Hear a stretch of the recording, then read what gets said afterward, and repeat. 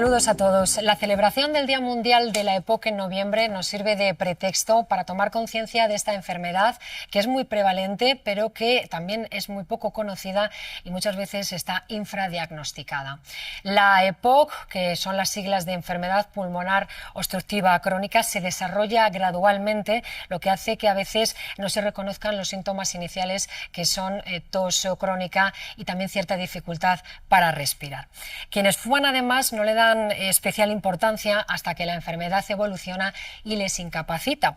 Pero también hay que decir que no siempre una EPOC está causada por el tabaco. De esto vamos a hablar a lo largo de este debate.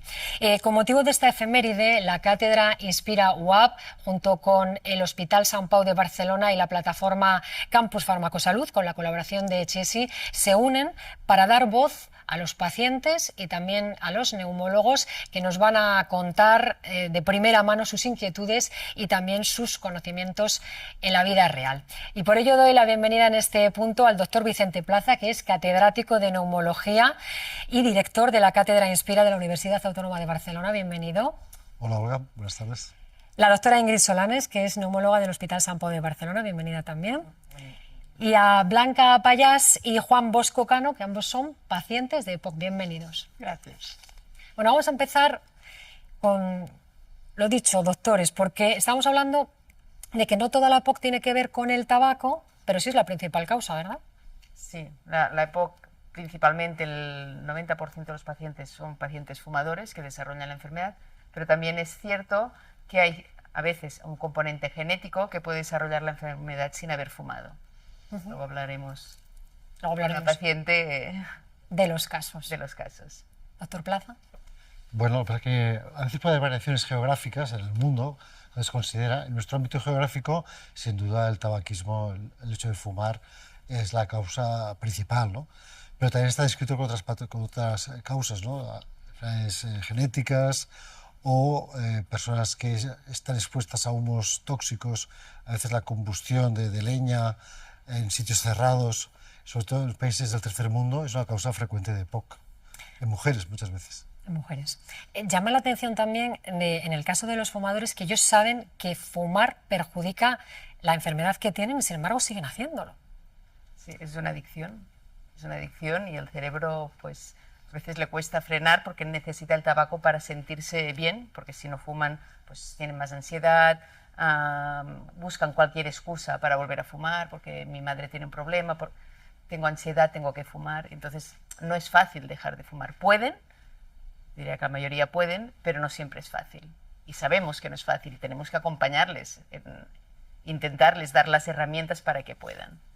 Pero es que luego además, y esto los psicólogos hace muchos años que lo saben, y además de hecho ponen como ejemplo el tabaquismo, que viene a decir que la información por sí sola no promueve la cesación del tabaquismo. O sea, saber que es malo no garantiza que la persona lo va a dejar, por los motivos que exponía la doctora Solanes, de que realmente es una droga con una dependencia física y psíquica altísima, ¿no? Y por ejemplo, por eso quizá os llama la atención, pero hay personas con EPOC que a pesar de estar muy enfermas por el problema, siguen fumando. Os llama la atención cómo puede ser una persona que está tan mala, ¿no?, tan enferma, aún sigue fumando. Pues es que no es fácil dejar de fumar. Por tanto, información no significa cesación. Hay que hacer algo más para conseguirlo. Hay que hacer algo más. Información no significa cesación. Voy a preguntar a los pacientes. Bosco, ¿tú fumas? Sí, fumo. Sí. ¿Fumas? ¿Qué opinas de lo que dice el doctor? ¿Es imposible dejar de fumar a pesar de que no tiene...? No hay nada imposible, pero a mí personalmente me cuesta mucho. No tengo la valentía quizá de dejarlo. El ámbito familiar tampoco me acompaña, pero no puedo dejarlo. No puedes. ¿Y tú, Blanca? ¿Fumas? Yo nunca he fumado en toda mi vida, nunca. O sea, tenemos dos casos completamente diferentes. Voy a hacer aquí un inciso para decir que en cualquier momento de esta tertulia podéis intervenir para enriquecerla, porque desde lo que se trata de intercambiar experiencias, así que en cualquier momento si queréis intervenir. Porque quería preguntaros también, Bosco, tu historia. Cuéntanos tu historia, cómo empezó tu enfermedad y cómo se encuentra ahora. Mi enfermedad empezó, que se lo puedo explicar mejor que yo. No lo sé cómo empezó, ella lo sabe, pero yo fui por un tema de apneas y entonces ella me hizo apuntar, no me hizo apuntar, me preguntó si podía acceder a una prueba, ¿cómo era? entró a formar parte de un estudio que Eso, de hacemos de estudio. seguimiento en España, que es el estudio Chain, que ha sacado muchas publicaciones gracias a los enfermos que están incluidos, y él entró como paciente control, fumador control, es decir, que no tenía enfermedad, pero entró como fumador control y cada año se le han ido haciendo las pruebas. Y seguía fumando. Yo insistía, yo he insistido mucho, pero al final... Eso es la historia. Pues- En realidad es eso. ¿Y ahora cómo te encuentras? Pero ha dejado de ser control, ¿no? ya no es control. Ahora ya no es control. Pero era Ahora tiene control algo de inicialmente, enfermedad, ¿no? claro. ¿Cómo me encuentro? ¿Cómo estás ahora? Yo pues no me encuentro mal. Me encuentro, quizá haya asimilado mi situación, la haya asimilado y la haya normalizado, pero no mal no me encuentro, ni estoy ansioso, ni estoy inquieto. No me encuentro mal. Eso es bueno. Bueno, Blanca, tú cuéntame, ¿cómo se inició tu...? Bueno, yo nunca he fumado, yo estaba perfectamente hasta los 55 años, hacía mi vida normal, sin ningún tipo de problema, ¿no? Hasta que un día en enero de 2015, empezamos con un colapso respiratorio sin ninguna causa aparente. Entonces el médico de la mutua se lo mira, se lo remira, no había forma de hacer espirometrías ni ninguna prueba, no respondía a nada y el señor se le encendió la lucecita, creo, ¿no? Y me hizo un simple análisis de sangre de detectar el nivel de alfa-1 antitripsina en sangre. Al parecer yo no tenía, de ahí empezó todo. Simplemente no tengo esta proteína que nos protege los pulmones y al no tenerla se han ido degradando. Y fue en agosto del 2015 que con la doctora Solanes empezamos el tratamiento de sustitución. Me ponen en sangre la proteína y estamos en el año 25. Todo va bastante bien. Qué bien. Me tienen equilibrada, creo que sería la palabra. Está muy bien. Sí, sí. Está muy bien. Doctora Solanes, el caso de Blanca además no es muy habitual, ¿no? ¿En qué consiste este déficit y por qué se produce? Este es un déficit genético, es una enfermedad que se hereda de los dos padres, es decir, que son portadores o uno podría tener la enfermedad.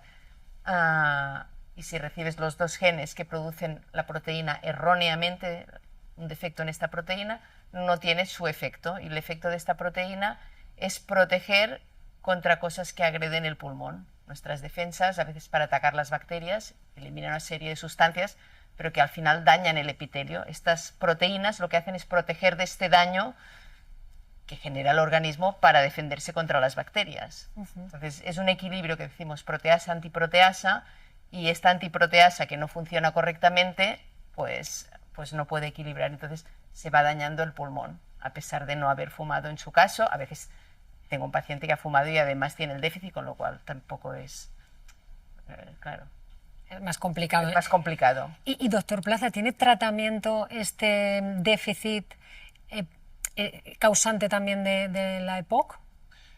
En este trastorno específico voy a dejar que la doctora Solanes responda a la pregunta mejor que yo. Sí, bueno. Es especialista en este tema. Pues la especialista, Bueno, entonces. no. Hay el tratamiento sustitutivo con alfa-1 antitripsina. Esto proviene de donaciones de plasma, de cuando uno va a donar sangre, pues puede donar sangre o puede donar plasma. En el plasma es donde están las proteínas, se filtran y se administran normalmente cada 2 semanas. Se debería hacer cada semana, pero es muy complicado porque además cada vez tienes que pinchar cada 2 semanas. Se administra una dosis para mantener unos niveles de esta proteína, para evitar el daño. Curar no cura lo que está hecho, pero intenta un poco frenar la evolución de la enfermedad. Sobre todo cuando hay un déficit importante. En déficits más leves o que solo hay déficit de uno de los dos genes, pues normalmente no es indicación de poner este tratamiento, que es caro, pero además también es difícil porque no hay tanto stock en el país, no hay tantas donaciones. Animo a la gente que haga donaciones de sangre, no solo de plasma, de sangre, pero también de plasma, pues para tener stock, porque es de las donaciones de donde vienen estos preparados, que luego la industria lo pone en condiciones para poder pasarlo a los pacientes. Pues desde aquí ese llamamiento de que se done también plasma, que es importante para las personas que tienen EPOC por este déficit. Quería preguntaros también porque uno de los síntomas es que te falta el aire, no respiras. ¿Vosotros lleváis oxígeno, Bosco? ¿Tú necesitas oxígeno? No. tú no usas. ¿Y tú, Blanca? Yo voy con concentrador en los esfuerzos. Cuando camino, cuando estoy sentada o inmóvil, pues no necesito ni para dormir en casa. O sea, solamente cuando haces un Solamente esfuerzo cuando extra. hago esfuerzo físico. Sí, sí. Y te ayuda, evidentemente. Me ayuda, sí, y además ya también es un poco psicológico, ¿no? Ya el hecho de no llevarlo, pues me parece que no me ayuda, que tengo que llevarlo, ¿no? No puedo olvidarlo. Claro. Y Blanca, ¿tú asociabas los síntomas iniciales que tenías a alguna enfermedad, a alguna causa? ¿Asociabas a algo? Nunca, nunca. Esto apareció en el año 15 como... Me había constipado otras veces y yo no le daba importancia, también debía cansarme, pero tampoco le daba importancia. Bueno, hasta ese momento.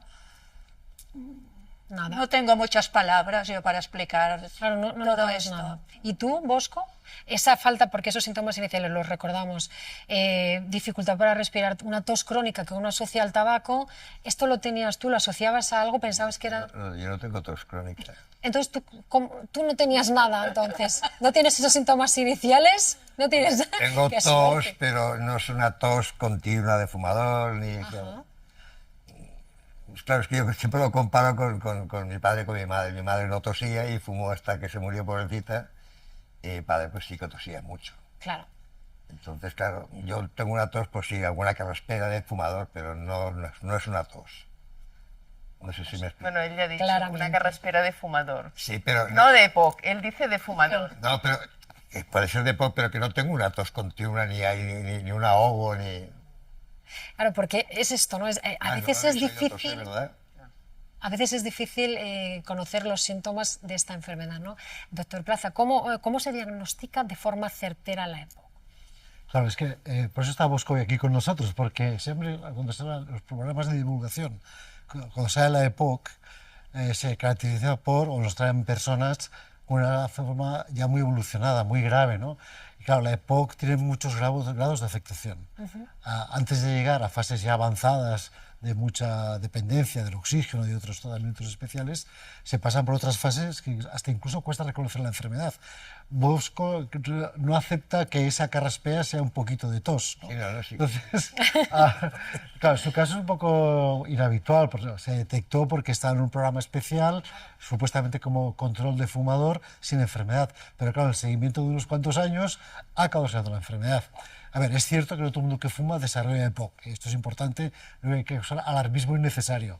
Ahora, si fumas, tienes muchos menos de desarrollarla. Entonces, claro, antes de llegar a estas fases ya evolucionadas, se pasa por unas fases de que no hay muchos síntomas, que se atribuyen al hecho de fumar, pero ya son síntomas de bronquitis, que hacíamos antes, ¿no?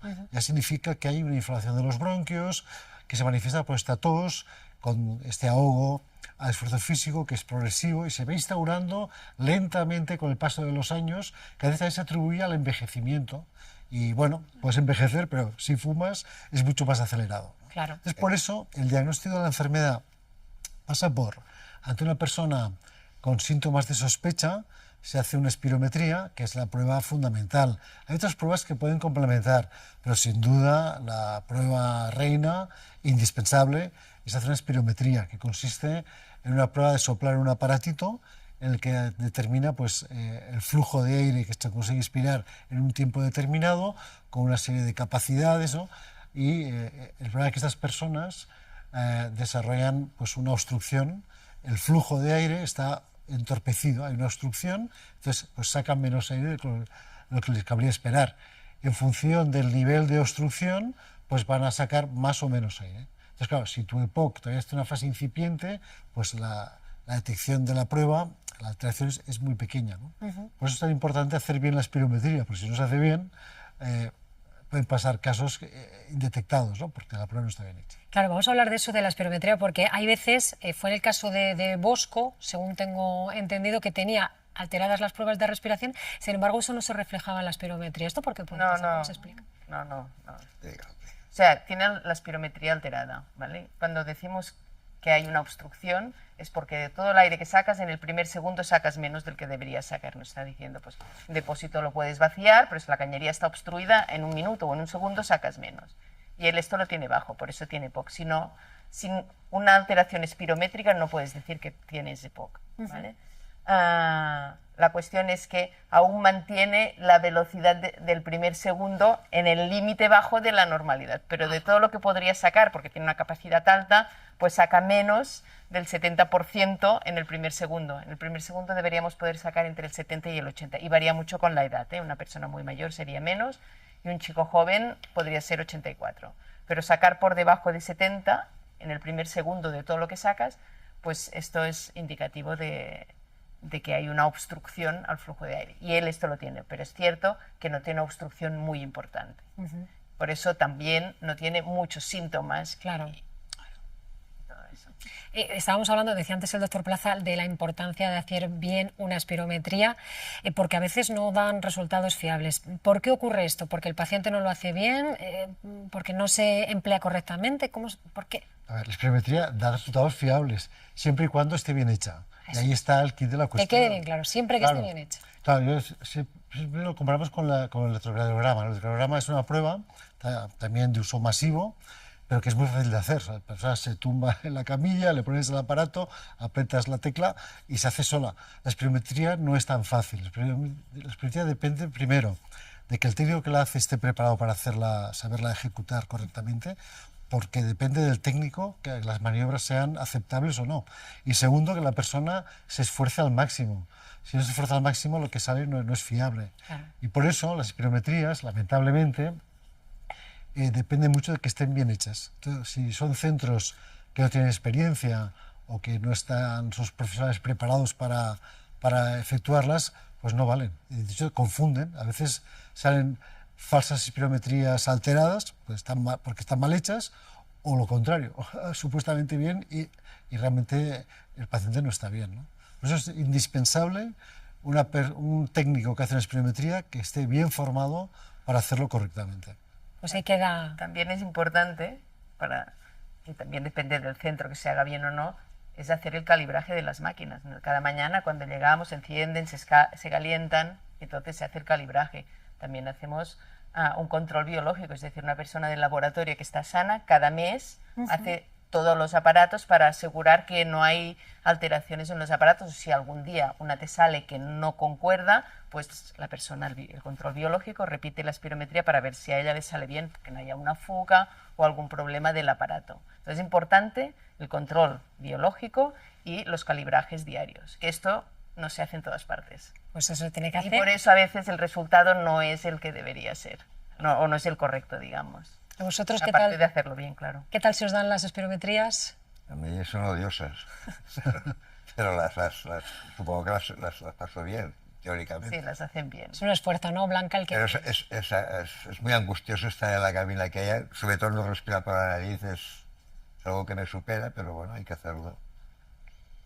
Es un esfuerzo considerable, pero bueno, a la que llevas 4 o 5 es como todos, ya sabes el método. Sobre todo por la persona que lo haces, que te empieza a decir sopla, sopla, sopla, para. Bueno, es un poco agobiante por esto. Pero hay que hacerlas. Pero por el sí. Hay Hay que que hacerlas y te acostumbras también, como todo. Como todo. Como todo, sí. Bueno, pues hemos hablado de las causas, hemos hablado de los síntomas y del diagnóstico, y enseguida volvemos y hablamos de los hábitos de salud y de los tratamientos.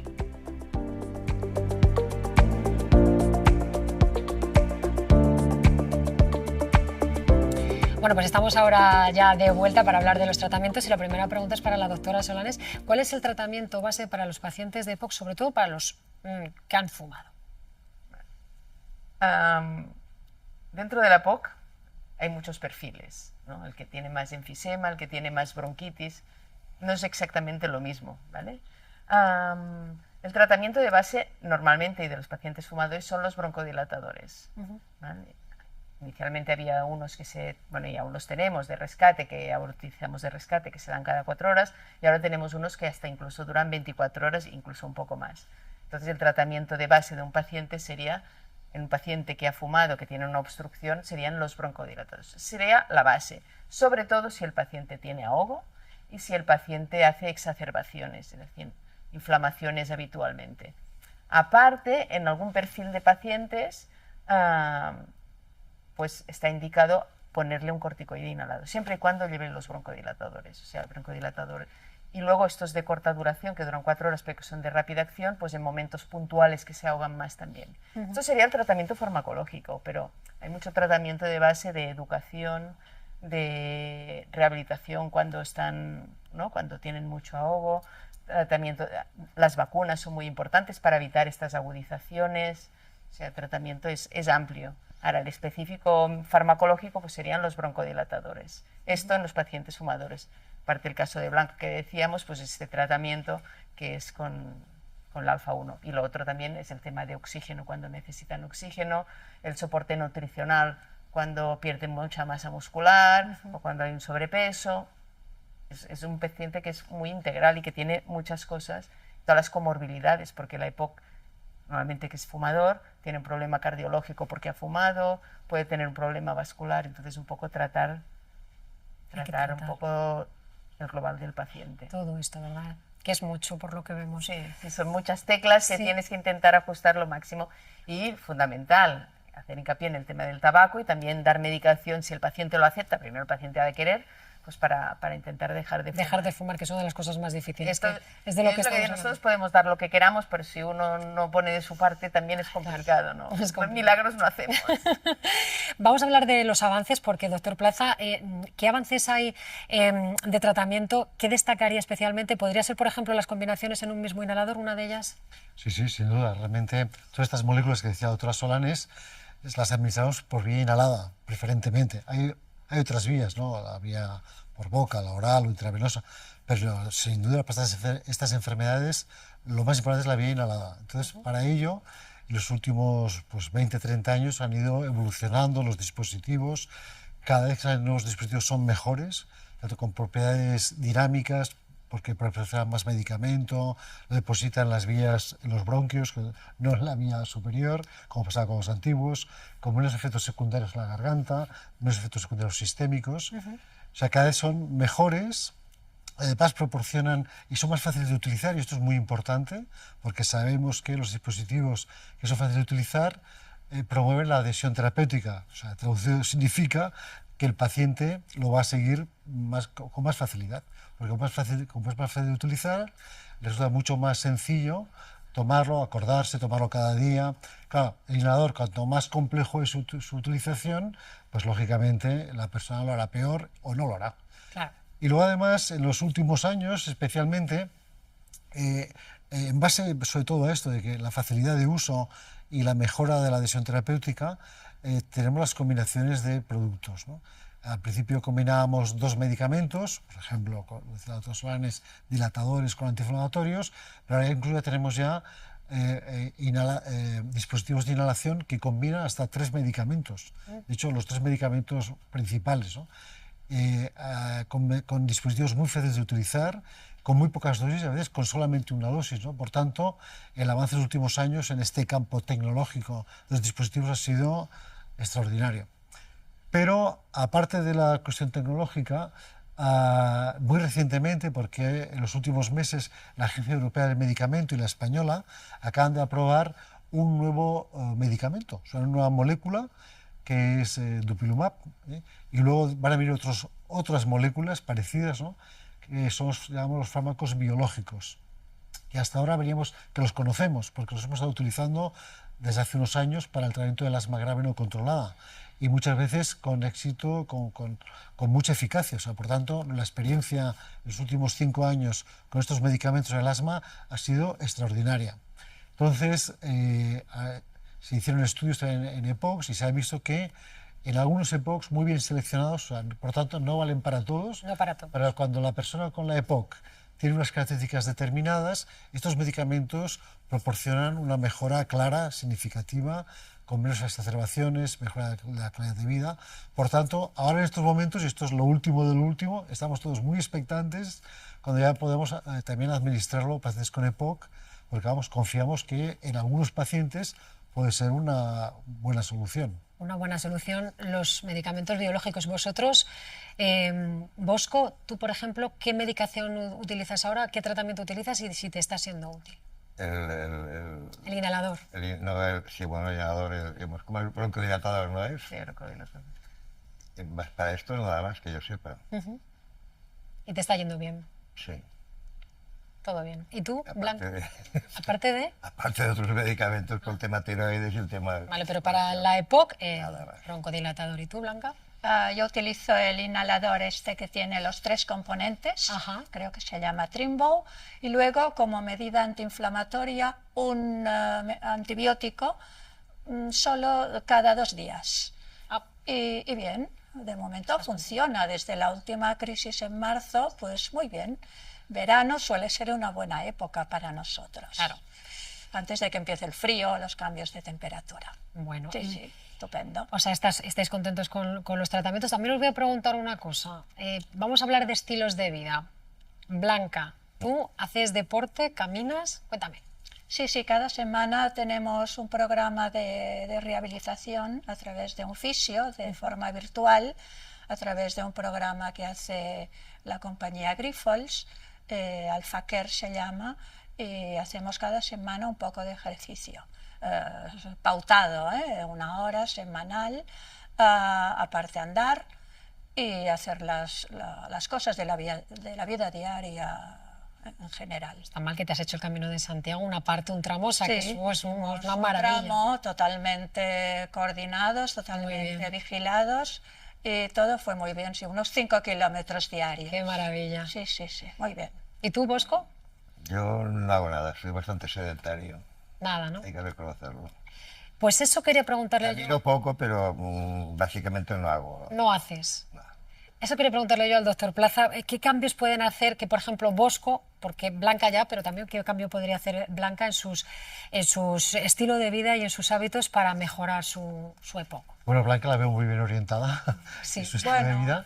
vida. Pero Bosco creo que hay un margen de mejora. Total, total. Es un tema de pereza, porque el caminar no es que me agote, el caminar no me cansa.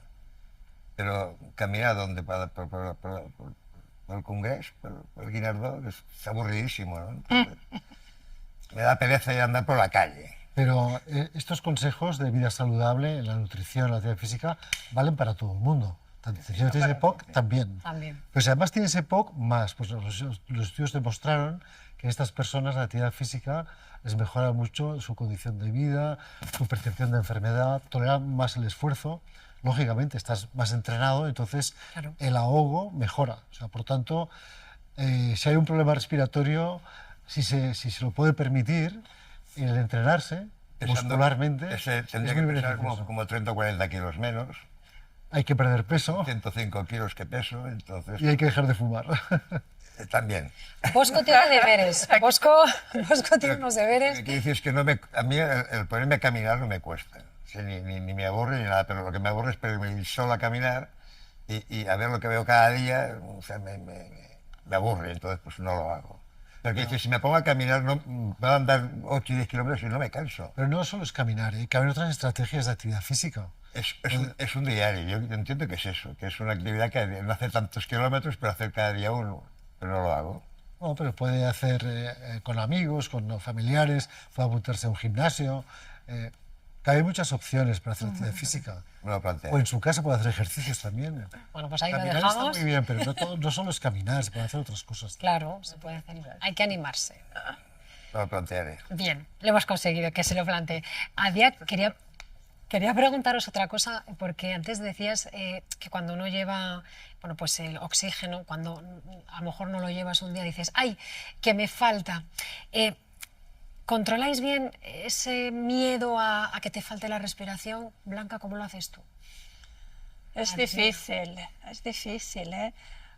Porque, a ver, yo puedo subir escaleras perfectamente porque las piernas funcionan estupendamente, pero al llegar arriba me noto que el motor me dice, basta. ¿Y cómo controlas Entonces, ese miedo a no tener? Eso es difícil, hay que parar y recuperarse en la medida de lo posible. Pero es difícil, reconozco. Hay momentos de ansiedad de que no puedo hacer esto porque no voy a llegar. O sea, no puedo irme a hacer un viaje normal porque no podré seguir al grupo, en una visita, en lo que sea. Es un problema que tengo. ¿Cómo sí. lo haces? ¿Cómo intentas Bueno, controlar esa ansiedad? Párate e intenta controlarla. Es difícil, no tengo una receta mágica. pero el problema está el motor no tira. En Luego, cambio, las piernas tiran perfectamente. Es curioso, ¿eh? hay algún otro aspecto complementario que no es desdeñable. Uno es la salud mental, que también afecta a todo el mundo, ¿eh? Pero en personas con problemas respiratorios crónicos también es un grupo especialmente propenso a tener algún tipo de desajuste. Sí. Por tanto, en la época es más frecuente la depresión, por ejemplo, a veces la ansiedad, sobre todo la depresión, sobre todo en personas de edad más avanzada, que a veces la manifiesta de una forma un poco inhabitual. Hay que estar un poquito, un médico de atención primaria tiene que estar un poco al tanto, ¿no? Y luego hay otro aspecto que también es interesante en personas con EPOC, es prevenir infecciones. Las infecciones es nuestro gran enemigo, bueno, ella lo sabe mejor. Por ejemplo, es la gota que desborda el vaso y desencadena el problema, ¿no? La crisis, ¿no? Por tanto, todo lo que sea prevención de infección vírica o bacteriana nos interesa. Por tanto, estoy hablando de vacunas, ¿eh? Las vacunas contra los virus respiratorios, todos son también una actitud muy aconsejable. Hay que vacunarse. Puedes vacunarte, perdón, también, pero igual no te escapas de las No exacerbaciones. es una garantía, no es una garantía. Con lo que hay que ir sobre preparado, eso es. Claro. Vamos a concluir ya. Me gustaría que dierais cada uno de vosotros un mensaje a esas personas que tienen EPOC, que tienen la enfermedad y que ahora mismo pues están escuchando esta tertulia. ¿Qué les diríais? Mi mensaje no les va a valer para mucho, pero bueno, si se recomienda hacer deporte, imagino que hay que hacer algo de deporte, movimiento, no fumar, que tampoco predico con el ejemplo. Desde tu experiencia, ¿tú qué les dirías a las personas? Yo es que mi experiencia quizás sea un poco extraña, pero yo no es que no me siento con EPOC, a ver si me sé explicar. Tú me entiendes, ¿no? No se siente enfermo. No me No siento tiene enfermo. mucha limitación en este momento. No, El exacto. problema a veces es esto, que hasta que no hay una limitación, no ven el problema y cuesta más dejar de llega fumar y llegamos tarde. O sea, tenemos que actuar antes de que ya estemos, porque sabemos que el pulmón no se regenera. Es decir, yo si dejo de fumar no voy a mejorar. Lo importante es no seguir empeorando. Claro. Y por eso Pues eso, es nuestra conversación en la consulta normalmente. el tema este. la de siempre. Blanca, ¿qué mensaje? Yo creo que mi mensaje es que tendríamos que tener fe todos en la medicina, yo creo primero, porque la verdad es que conmigo, y estoy encantada de la vida, con el tratamiento del alfa-1, estoy equilibrada, puedo hacer mi vida más o menos normal, y yo tengo fe en que se va a encontrar la manera de solucionar el problema, ya no sea desde el punto de vista de la terapia génica, que a lo mejor sí, o desde el punto de vista de no tener que pincharse cada 2 semanas, encontrar otro sistema, pastilla, inhalado, lo que sea. Yo tengo fe Hay que tener en el futuro. Fe en el Sí, futuro, sí, sí, buen sí. mensaje. Doctora Solanes, doctor Plaza, también que un mensaje final para los pacientes e incluso también para los profesionales. Bueno, yo para los pacientes diría que la enfermedad es un reto, pero que se puede gestionar y que es importante cuidarse, es decir, no fumar, una buena alimentación, el ejercicio físico, es muy, muy importante el ejercicio físico,